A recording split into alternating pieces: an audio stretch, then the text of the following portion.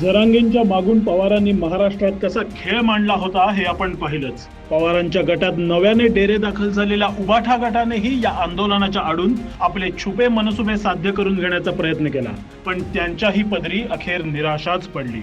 एकीकडे संजय राऊत सरकारला जरांगेंशी चर्चा करा नाहीतर वातावरण बिघडेल अशा धमक्या देत होते, कारण त्यांना फक्त तेवढंच जमतं.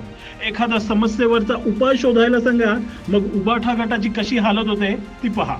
जपल्या पाहिजे, म्हणजे ओबीसीतून दिलं पाहिजे का नाही दिलं पाहिजे हे पहा मुद्दा काय आहे.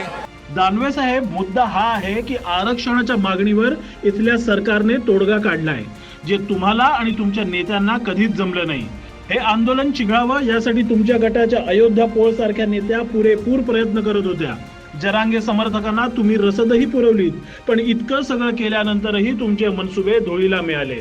कारण सध्या उबाठा गटाची अवस्था अशी झाली आहे की सिर्फ हंगामा खडा करणं मेरा मकसद. समस्येवरचा तोडगा वगैरे तुम्ही शोधत बसा.